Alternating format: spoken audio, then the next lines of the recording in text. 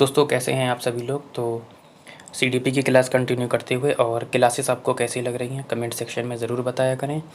बाकी आपकी मैथ की चैप्टर वाइज टॉप 100 की सीरीज चल रही है जिसमें आपको मेथड ऐसे करा रहे हैं जो आपको सीधे से हूबहू आपको एग्ज़ाम में देखने को मिलेंगे। ठीक है, टॉप 100 की प्रीवियस ईयर की क्वेश्चन की सीरीज चल रही है। अभी नंबर सिस्टम आपका हो चुका है और नंबर सिस्टम के बाद आपका एलसीएम और एचसीएफ चल रहा है। तो आप लोग एक बार ज्वाइन कर लीजिए क्लास। ठीक है, अच्छी क्लास है, वो एग्ज़ाम के पॉइंट ऑफ व्यू से इंपॉर्टेंट भी है। बाकी जिन बच्चों ने थ्योरी क्लासेस नहीं देखी हैं, ठीक है, वो थ्योरी क्लासेस जाकर देख सकते हैं और प्रीवियस ईयर के क्वेश्चन पेपर भी अपलोड कर दिए गए हैं बाकी टेलीग्राम पर, और लिंक डिस्क्रिप्शन में दे रखा है। बाकी किसी भी क्वेरी के लिए और नोट्स के लिए आप लोग व्हाट्सएप कर सकते हैं। ठीक है, बाकी 15 नंबर क्वेश्चन को स्टार्ट करते हैं बिना देरी से। आज सोचते हैं कि 15 क्वेश्चन लेते हैं। ठीक है, कहता है कि एक समावेशी व्यवस्था में डैश, यहाँ पे कॉमा है,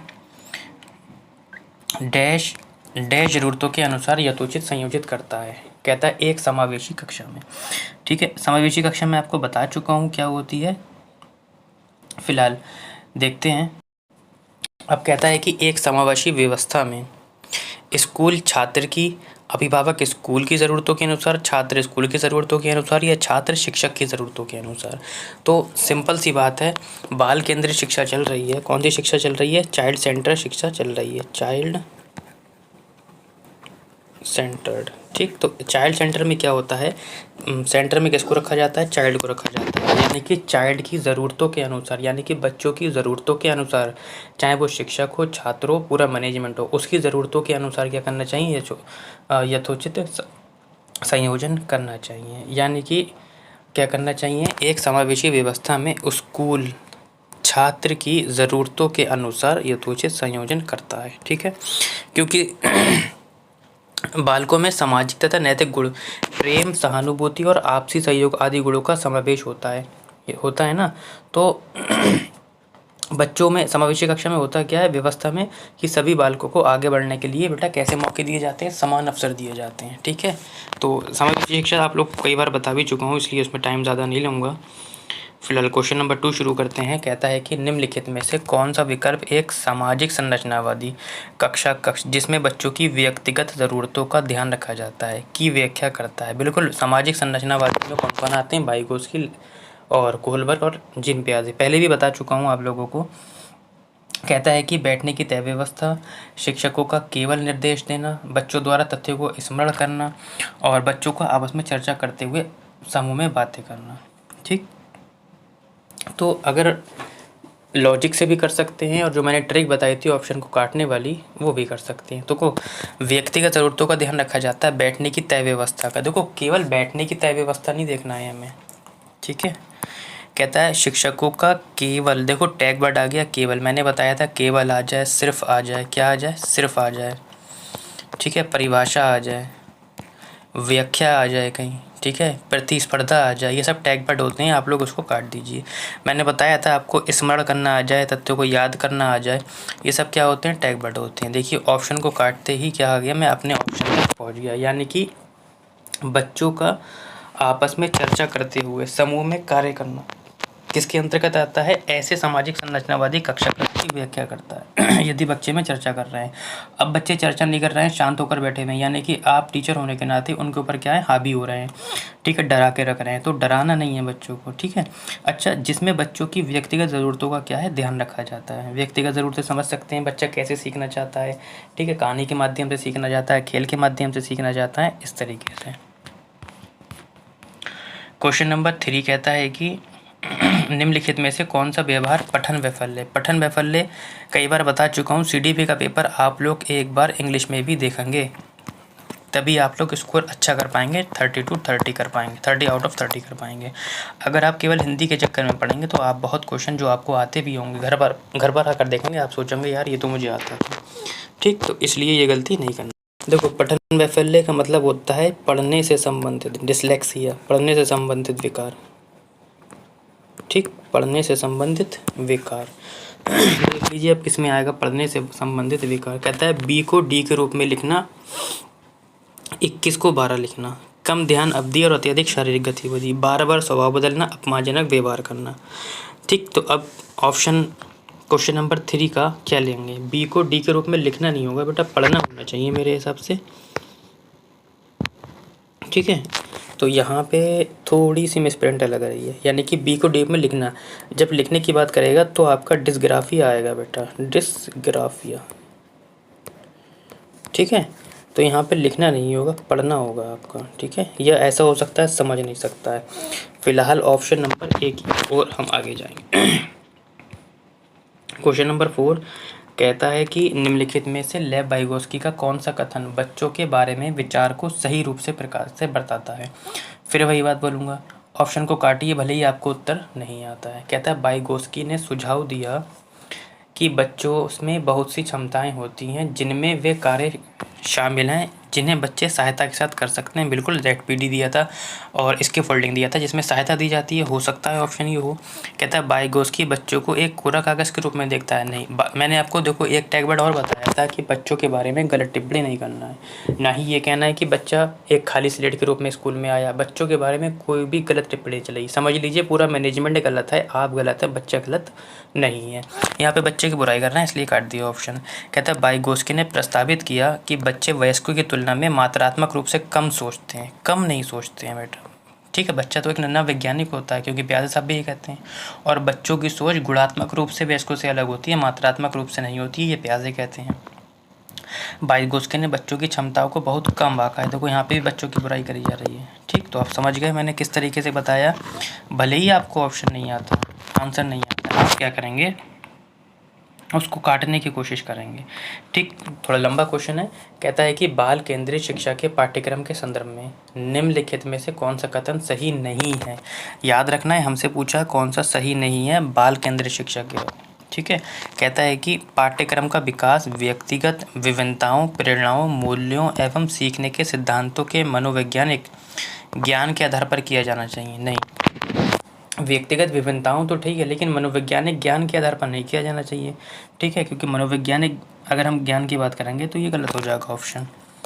कहता है कि पाठ्यक्रम बनाने में शिक्षक ये ध्यान रखता है कि शिक्षार्थी और समाज की क्या आवश्यकताएं हैं और सीखने की कौन सी क्रियाओं से ये आवश्यकताएं सर्वोत्तम रूप से पूर्ण हो सकती हैं। हो सकता है, देखते हैं, निगेटिव तो नहीं लग रहा है। ना ना ना ना ना, सॉरी, ये तो हमसे पूछा कि कौन सा नहीं है ना, ठीक, यानी कि ये वाला ऑप्शन तो ठीक है आपका। पाठ्यक्रम का विकास व्यक्तिगत विभिन्नताओं, प्रेरणाओं, मूल्यों एवं सीखने के सिद्धांतों पर, बिल्कुल ठीक है, व्यक्तिगत विभिन्नताओं पर आधारित होना चाहिए, ठीक है। ये वाला भी ठीक है आपका, ठीक। कहता है कि पाठ्यक्रम बनाते समय शिक्षक की आवश्यकताओं एवं विद्यालय में उपलब्ध सुविधाओं का ध्यान रखना चाहिए। नहीं, यहाँ पे ऑप्शन गलत है। शिक्षक के अनुसार आवश्यकता थोड़ी नहीं होनी चाहिए, बच्चों के अनुसार होना चाहिए, यही ऑप्शन आपका गलत है और हमसे नहीं वाला ही पूछा था, ठीक है। Option number C is the right answer, ठीक है। गलत हो गया थोड़ा सा, कोई दिक्कत नहीं, हो जाता है कभी कभी। क्वेश्चन नंबर 6 कहता है कि आप अपनी कक्षा में से 10 छात्रों को चुनकर 3 माह तक उनमें होने वाले विकास का अध्ययन करते हैं। अच्छा क्वेश्चन है। तो आपके द्वारा किए गए अध्ययन में निम्नलिखित में से क्या सत्य हो सकता है? 6 का आप लोग आंसर दीजिए। कह रहा है सभी छात्रों में विकास एक ही दिशा में हुआ है। हमसे पूछ रहा है कौन सा सत्य हो सकता है, तो सभी छात्रों में विकास एक ही दिशा में नहीं होता है, ठीक है। कैसे नहीं होता है? देखो, कोई जल्दी बोलना सीख जाता है, कोई देर में बोलना सीखता है, कोई जल्दी लंबाई पकड़ लेता है, कोई पतला रह जाता है, तो एक ही दिशा में विकास नहीं होता है। कहता है आधे छात्रों में विकास एक ही दिशा में, परंतु आधे छात्रों का विकास अलग अलग दिशा में होता है, ये भी आपका गलत है। कहता है सभी छात्रों में विकास अलग अलग दिशा में होता है, बिल्कुल सभी में अलग अलग होता है। जैसा कि अभी मैंने बताया, मैंने आपको सारे सिद्धांत बताए थे, उसमें से ही एक सिद्धांत है सभी छात्रों में विकास अलग अलग होता है, ठीक है। कोई जल्दी बोलना सीख जाता है, कोई जल्दी चलना सीख जाता है, कोई देर में चलना सीखता है, तो ये सब में विकास अलग अलग होता है, ठीक है। Option number C is the right answer. Question number 7 की ओर बढ़ते हैं और क्वेश्चन नंबर आपका 7 कहता है कि वाइगोस्की के अनुसार बच्चे अपने साथी समूह के सक्रिय सदस्य कब होते हैं? यानी कि कह रहा है कि कौन सी उम्र में होते हैं?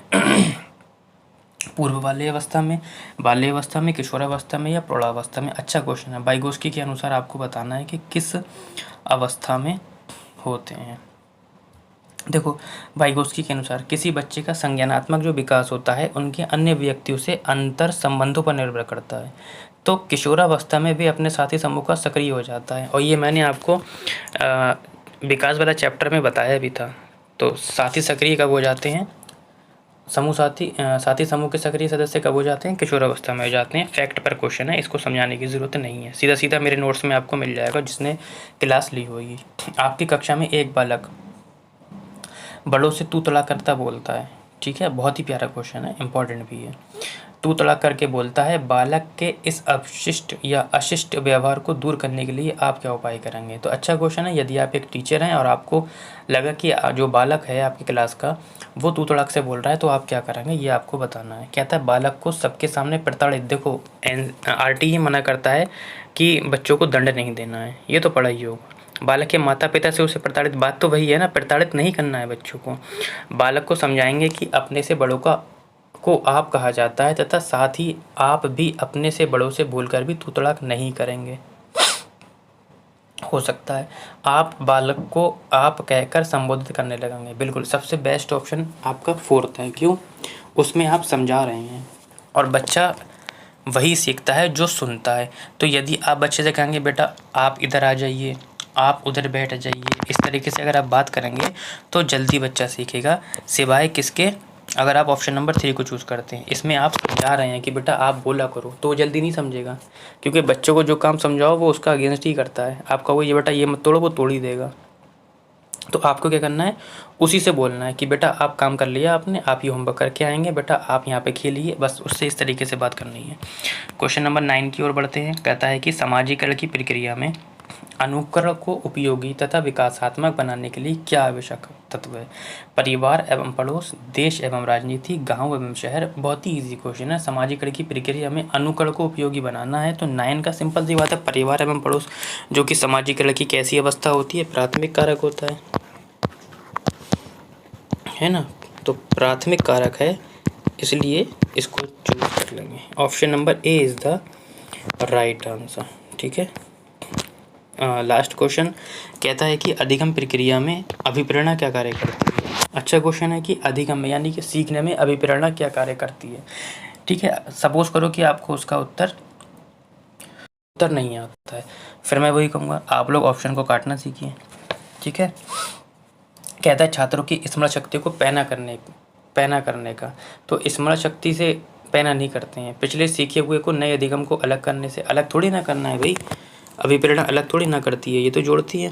कहता है कि छात्रों में सीखने के प्रति रुचि का विकास भी, ठीक है, रुचि का विकास हो सकता है। ये छात्रों को एक ही दिशा में सोचने, नहीं एक ही दिशा में थोड़ी ना सोचेगा। Option number C is the right answer, ठीक। यानी अधिगम अर्थात सीखने की प्रक्रिया में रुचि का विशेष योगदान होता है। यदि आपकी रुचि नहीं है और बहुत अच्छा लेक्चर कोई दे के चला गया, आपने बहुत अच्छे टीचर से पढ़ा, तो आपके समझ में नहीं आएगा यदि आपकी प्रक्रिया में क्या है, रुचि का योगदान नहीं है। यानी कि आपकी रुचि अगर उसमें पढ़ने की नहीं है, तो रुचि के बिना छात्रों में सीखने की क्षमता कम हो जाती है। और ये आवश्यक है कि छात्रों में सीखने के प्रति रुचि व्यापक विकास हो। तो टीचर को चाहिए कि बीच बीच में कुछ ऐसे काम करे जिससे बच्चों को क्या हो, रुचि आने लगे, ठीक है। आज के लिए इतना।